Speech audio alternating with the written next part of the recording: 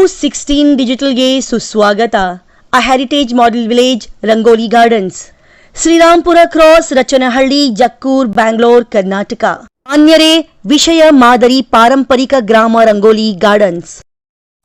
ಮೇಲ್ಕಂಡ ವಿಷಯಕ್ಕೆ ಸಂಬಂಧಪಟ್ಟಂತೆ ಈ ಮೂಲಕ ತಿಳಿಯಪಡಿಸುವುದನೆಂದರೆ, ಕರ್ನಾಟಕ ಸರ್ಕಾರದ ವತಿಯಿಂದ ಗ್ರಾಮೀಣಾಭಿವೃದ್ಧಿ ಮತ್ತು ಪಂಚಾಯತ್ ರಾಜ್ ಇಲಾಖೆಯಡಿಯಲ್ಲಿ ಜಕ್ಕೂರಿನಲ್ಲಿರುವ ಮಹಾತ್ಮ ಗಾಂಧಿ ಗ್ರಾಮೀಣ ಇಂಧನ ಮತ್ತು ಅಭಿವೃದ್ಧಿ ಸಂಸ್ಥೆಯ ಆವರಣದಲ್ಲಿ ಸುಮಾರು 3.5 ಎಕರೆ ಜಾಗದಲ್ಲಿ ಮಾದರಿ ಪಾರಂಪರಿಕ ಗ್ರಾಮ ರಂಗೋಲಿ ಗಾರ್ಡನ್ಸ್ನ ನಿರ್ಮಾಣ ಮಾಡಲಾಗಿದ್ದು, ಇದರ ಮೂಲ ಉದ್ದೇಶ ಮುಂದಿನ ಪೀಳಿಗೆಯ ಮಕ್ಕಳು ಹಾಗೂ ಒತ್ತಡ ಬದುಕಿನಲ್ಲಿರುವ ಜನರು ಗ್ರಾಮೀಣ ಸಂಸ್ಕೃತಿ, ಪರಂಪರೆ, ಹಳ್ಳಿ ಜೀವನ ಶೈಲಿ ಮರೆಯಬಾರದು. ಅದು ಸದಾಕಾಲ ಜೀವಂತವಾಗಿರಬೇಕೆಂಬ ಮಹತ್ತರ ಅಭಿಲಾಷೆಯೊಂದಿಗೆ ನಿರ್ಮಾಣ ಮಾಡಲಾಗಿದೆ.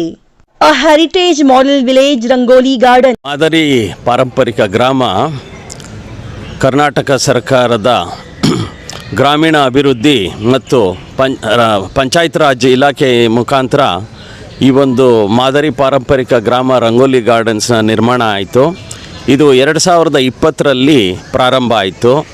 ಇದು ಸುಮಾರು 2 ವರ್ಷಗಳ ಕಾಲಾವಧಿ ತಗೊಂಡು ಇದೊಂದು ಭವ್ಯವಾದ ಒಂದು ಹಳ್ಳಿಯ ವಾತಾವರಣವನ್ನು ಬೆಂಗಳೂರಿನ ಮಧ್ಯಭಾಗದಲ್ಲಿ ಸೃಷ್ಟಿ ಮಾಡಿ ಆಗಿದ್ದಾರೆ ಅಂತ ಹೇಳಲಿಕ್ಕೆ ನಾನು ಇಷ್ಟಪಡ್ತೀನಿ.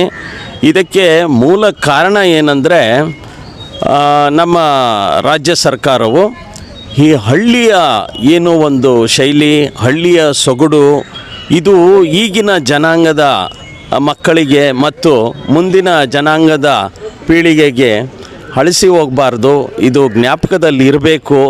ಇಲ್ಲಿ ಬಂದಾಗ ಅವ್ರಿಗೆ ಆ ಹಳ್ಳಿಯಲ್ಲಿ ಇದ್ದಂಥ ವಾತಾವರಣ, ಅವರ ಸಂಸ್ಕೃತಿ, ಪರಂಪರೆ, ಅವರ ಉಡುಗೆ ತೊಡುಗೆ, ಆ ಮಕ್ಕಳು ಆಡುವಂಥ ಆಟಗಳು, ಇದನ್ನು ಶಿಲ್ಪಗಳ ಮುಖಾಂತರ ಪ್ರಸ್ತುತಪಡಿಸಿದ್ದೀವಿ.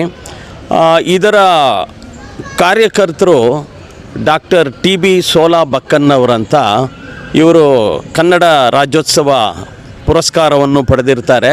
ಇವರ ಜೊತೆಯಲ್ಲಿ ಸುಮಾರು 250 ಜನ ಆರ್ಟಿಸ್ಟು ಕೆಲಸ ಮಾಡಿ ಸತತವಾಗಿ 2 ವರ್ಷ ಇದೊಂದು ಉತ್ತಮವಾದ ಒಂದು ಪಾರಂಪರಿಕ ಗ್ರಾಮವನ್ನು ನಮ್ಮ ಬೆಂಗಳೂರು ಮಧ್ಯಭಾಗದಲ್ಲೇ ಮಾಡಿದ್ದಾರೆ. ಇದು ವಿಧಾನಸೌಧದಿಂದ ಸುಮಾರು 12 ಕಿಲೋಮೀಟರ್ ದೂರದಲ್ಲಿದೆ.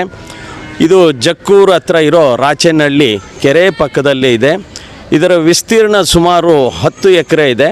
ಅದರಲ್ಲಿ ಈ ಪಾರಂಪರಿಕ ಗ್ರಾಮ ರಂಗೋಲಿ ಗಾರ್ಡನನ್ನು 3.5 ಎಕರೆ ಜಾಗದಲ್ಲಿ ನಿರ್ಮಾಣ ಮಾಡಲಾಗಿದೆ.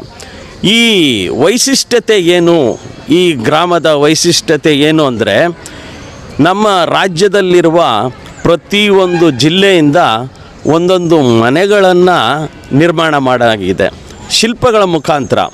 ಈ ಶಿಲ್ಪಗಳು ಯಾವ ರೀತಿ ಇದೆ ಅಂದರೆ, ನಾವು ನೋಡಿದ್ರೆ ನಿಜವಾಗ್ಲೂ ಇದು ನೈಜವಾಗೇ ಕಾಣುತ್ತೆ.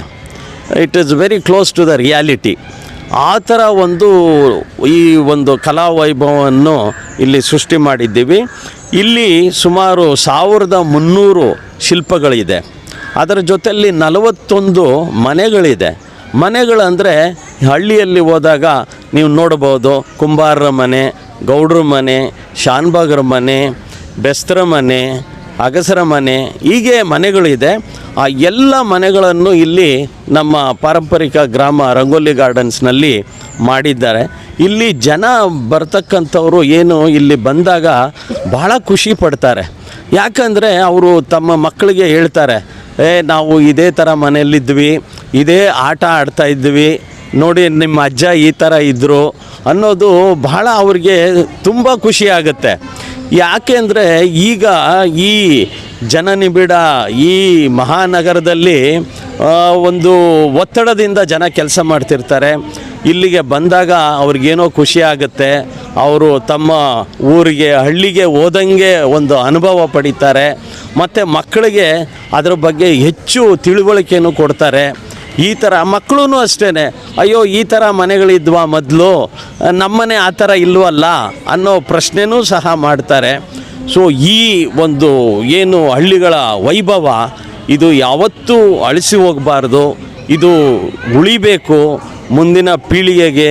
ಅದು ಈಗಿನ ಮಕ್ಕಳಿಗೆ ಅವರು ಇದು ಏನು ಲ್ಯಾಪ್ಟಾಪ್ ಆಗಲಿ ಮೊಬೈಲ್ ಆಗಲಿ ಇದ್ರ ಬಗ್ಗೆ ಹೆಚ್ಚು ಒಲವು ತೋರಿಸ್ತಾರೆ ವಿನಃ ಈ ಹಳ್ಳಿಗಳ ಬಗ್ಗೆ ಅಷ್ಟೊಂದು ಅವರಿಗೆ ಪರಿಜ್ಞಾನ ಇರೋದಿಲ್ಲ. ಈ ಒಂದು ಮಾದರಿ ಪಾರಂಪರಿಕ ಗ್ರಾಮ ರಂಗೋಲಿ ಗಾರ್ಡನ್ಸು ಬರೀ ಒಂದು ಯಾತ್ರಾ ಸ್ಥಳ ಪ್ರೇಕ್ಷಣಿಕ ಸ್ಥಳ ಅಂತ ಹೇಳಿಕ್ಕಾಗಲ್ಲ. ಇದು ಒಂದು ಶೈಕ್ಷಣಿಕ ಸ್ಥಳ ಅಂತ ನಾನು ಹೇಳ್ತೀನಿ. ಶೈಕ್ಷಣಿಕ ಸ್ಥಳದ ಜೊತೆಯಲ್ಲಿ ಮನೋರಂಜನೆಯ ಒಂದು ವಿಭಿನ್ನವಾದ ಒಂದು ಗ್ರಾಮ ಆಗಿದೆ. ಯಾಕೆ ಶೈಕ್ಷಣಿಕ ಅಂದರೆ ಮಕ್ಕಳು ಬಂದಾಗ ದೇ ಗೆಟ್ ಎಜುಕೇಟೆಡ್. ನೋಡಿದಾಗ ಮನೆಗಳು ಈ ಥರ ಇತ್ತು, ಹಿಂದಿನ ಕಾಲದಲ್ಲಿ ಈ ಥರ ಶಾನ್ಭೋಗ್ರ ಮನೆ ಇತ್ತು, ಈ ಥರ ಮಕ್ಕಳು ಆಟ ಆಡ್ತಾಯಿದ್ರು. ಅದರ ಜೊತೆಯಲ್ಲಿ ಇಲ್ಲಿ ಬರೋತಕ್ಕಂಥ ದೊಡ್ಡವ್ರಿಗೆ ಮತ್ತು ಮಕ್ಕಳಿಗೆ ಮನೋರಂಜನೆ ಸಹ ಕೊಡಬೇಕು ಅಂಥೇಳಿ ನಾವು ಈ ಕುಂಬಾರಿಕೆ, ಪಾಟ್ರಿ ಮತ್ತು ಟಾಂಗಾ ರೈಡು, ಕುದುರೆ ಸವಾರಿ, ಸೈಕ್ಲಿಂಗು ಈ ಥರ ಹಲವಾರು ಆಟಗಳನ್ನು ನಾವು ಆಡಿಸ್ತೇವೆ. ಅದರ ಜೊತೆಯಲ್ಲಿ ರಂಗೋಲಿ ಕಿಚನ್ ಅಂತ ನಾವು ಇಲ್ಲಿ ಒಂದು ರೆಸ್ಟೋರೆಂಟು ಸಹ ಇದೆ, ಅದನ್ನು ನಾವೇ ನಡೆಸ್ತಾ ಇರೋದು. ಇಲ್ಲಿನ ವೈಶಿಷ್ಟ್ಯತೆ ಏನಂದರೆ ಉತ್ತರ ಕರ್ನಾಟಕದ ಜೋಳದ ರೊಟ್ಟಿ ಊಟ. ಇಲ್ಲಿಗೆ ಜೋಳದ ರೊಟ್ಟಿ ಊಟ ಭಾಳ ಚೆನ್ನಾಗಿದೆ ಅಂತ ನಮಗೆ ಬಹಳಷ್ಟು ಜನ ಹೇಳಿದ್ದಾರೆ. ಮತ್ತು ರೊಟ್ಟಿ ಊಟ ಮಾಡಬೇಕು ಅಂತ ಭಾಳ ಜನ ಇಲ್ಲಿ ಬೆಂಗಳೂರವರು ಬರ್ತಾ ಇದ್ದಾರೆ. ಗ್ರಾಮವನ್ನು ನೋಡುವುದರ ಜೊತೆಯಲ್ಲಿ ಅವರಿಗೆ ಇದೊಂದು ವಿಶಿಷ್ಟವಾದ ಒಂದು ಅನುಭವ ಆಗಬೇಕು ಅಂದ್ಬಿಟ್ಟು ಈ ಜೋಳದ ರೊಟ್ಟಿ ಊಟವನ್ನು ನಾವು ಸಹ ಮಾಡ್ತಾ ಇದ್ದೇವೆ. ಸರ್, ಇದು ಬಂದ್ಬಿಟ್ಟು ನಾರ್ತ್ ಸೈಡ್ ಬಂದ್ಬಿಟ್ಟು ನಾರ್ತ್ ಕರ್ನಾಟಕದಲ್ಲಿ ಜೋಳ ರೊಟ್ಟಿ ತಿನ್ನೋದು. ಮುದ್ದೆ ಏನನ್ನ ಮಾಡಿದ್ದಾರೆ ಸರ್ ಇಲ್ಲಿ? ಇದರ ಬಗ್ಗೆ ಈಗಾಗಲೇ ಕೆಲವು ಜನ ಕೇಳಿದ್ದಾರೆ ಈ ಮುದ್ದೆ ಬಗ್ಗೆ. ಇಲ್ಲಿ ಏನಾಗುತ್ತೆ ಅಂದರೆ ನಾವು ಮುದ್ದೆ ಮಾಡಿಟ್ಟಿದ್ದು ತಣ್ಣಗಾಗ್ಬಿಡುತ್ತೆ, ಬಿಸಿಯಾಗಿ ಆಗಾಗಲೇ ಮಾಡಿಕೊಡೋಕ್ಕಾಗಲ್ಲ. ಮುದ್ದೆ ಮಾಡಿದ್ರೆ ಒಟ್ಟಿಗೆ ಮಾಡಬೇಕು, ಮತ್ತು ಅದನ್ನು ಬಿಸಿ ಮಾಡೋಕ್ಕೆ ಹೋದರೆ ಅದರ ರುಚಿ ಏನಿದೆ ಅದು ಬರೋಲ್ಲ, ಆಮೇಲೆ ತಣ್ಣಗೆ ತಿನ್ನೋಕ್ಕಾಗಲ್ಲ. ಸೊ ಇದು ಒಂದು ವೈಫಲ್ಯತೆ ಇದೆ ಅಂತ ಹೇಳ್ಬೋದು ನಾನು.